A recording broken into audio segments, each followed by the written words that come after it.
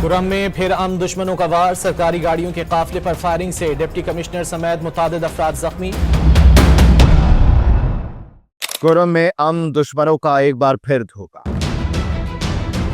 कुरम का खिता जो हमेशा ही अमन और सुकून के लिए तरसता रहा, आज भी खौफ, तनाज़ात और शरपसंदों के निर्गे में।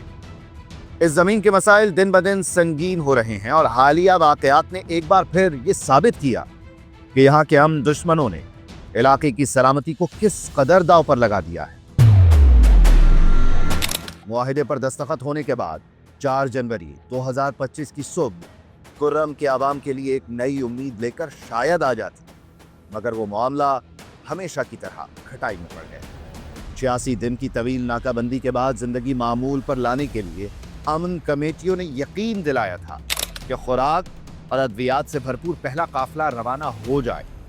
ये काफिला जो जरूरतमंद आवाम के लिए किसी नेमत से कम न था, रवाना होने से महज चंद लम्हे दूर था। लेकिन इसी दौरान एक वाकया पेश आया जिसने इस उम्मीद को भी खाक में मिला दिया। सुबह 10:35 पर जब मुज़ाकराती टीम सड़क खुलवाने के लिए बातचीत कर रही थी कि अचानक 40 से 50 मुसल्लह अफराद ने हमला कर दिया। इन शरपसंदों का निशाना डिप्टी कमिश्नर जावेद महसूद और उनकी टीम थी। गोलियां चली, सरकारी गाड़ियां निशाना बनी और डिप्टी कमिश्नर शदीद जख्मी हो गए। उनके साथ 3 पुलिस और 2 FC एहलकार भी जख्मी। ये हमला न सिर्फ इंसानी जानों पर वार था, बल्कि कुरम के लोगों की बुनियादी जरूरियात को पूरा करने वाली कोशिशों पर भी एक प्लान्ड अटैक था। कुरम में हालिया वाक़े से अमन मुआहिदे को शदीद धचका लगा है। ये सवाल कि हमले का जिम्मेदार कौन है। वो अफराद और गिरोह जो जिरगे में दी गई जमानत के मुताबिक अमल दरामद के जिम्मेदार थे, उनकी नाकामी वाज़ेह है। इन अफराद में बगन के इलाके में MPA मलिक रियाज शाहीन, मलिक गनी, डॉक्टर कादिर, तहसील काउंसिल चेयरमैन आगा मुजम्मिल हुसैन शामिल हैं। इन्होंने गारंटियां दी थी कि कॉन्वॉय पर हमला नहीं किया जाएगा। अमन कमेटियों ने अमन मुआहिदे की अमलदारी की मुकम्मल जमानत दी और कहा कि हथियार जमा करवाने के लिए 15 दिन का वक्त दिया जाएगा। कमेटी की यकीन दहानी के बाद एक काफिले का इंतजाम किया गया, लेकिन बदकिस्मती से ये अमल नाकामी से दो चार हुआ।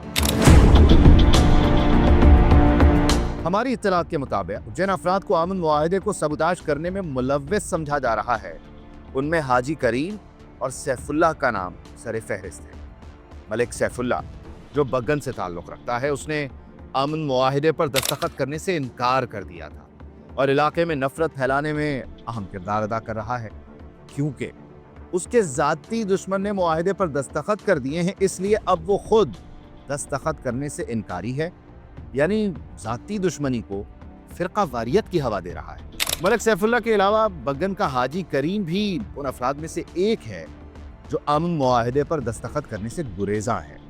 इत्तलात के मुताबिक हाजी करीम तहरीक तालिबान के काजिम खारिजी के साथ मिलकर इलाके में बदअमनी फैला रहा है। हाजी करीम तहरीक तालिबान के दहशतगर्द खारिजी काजिम का फ्रंटमैन। DC और कॉन्वॉय पर होने वाला हमला काजिम खारिजी और उसके दहशतगर्दों ने किया है और हाजी करीम उसका आला कार बना।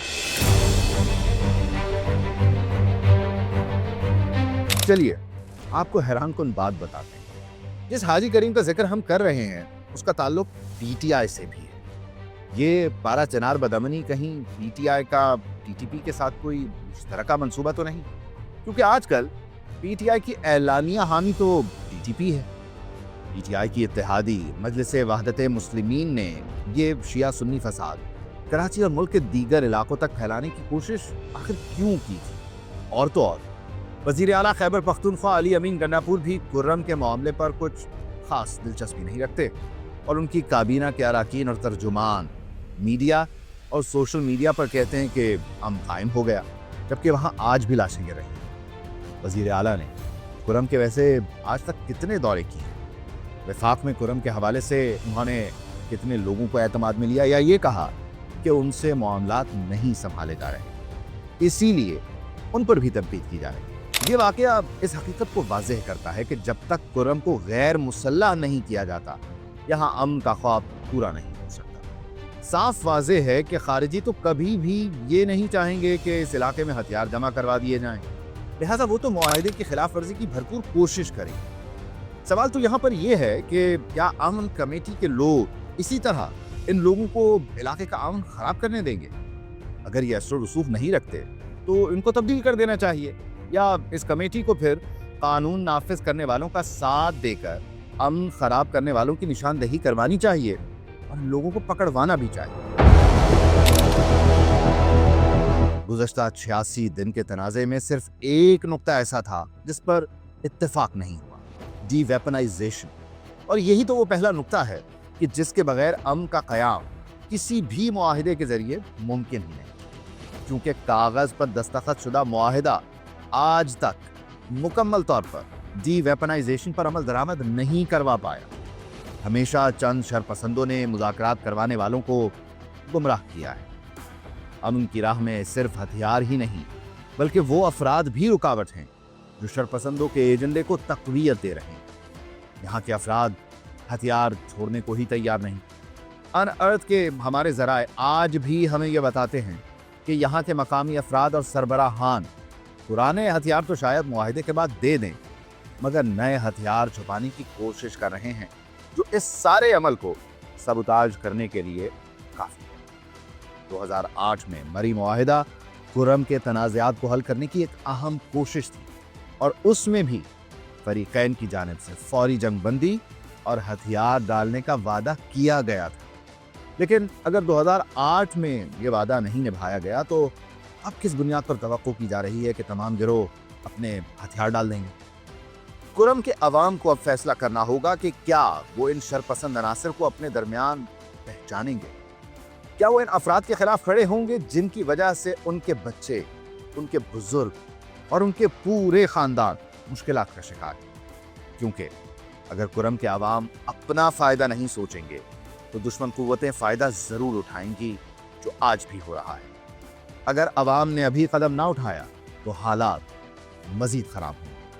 डी वेपनाइजेशन ना हुई तो रियासती इदारे अपनी ताकत इस्तेमाल करेंगे, एक्शन लिया जाएगा, क्योंकि हथियार छुड़वाने के लिए यही एक आखिरी हरबा है।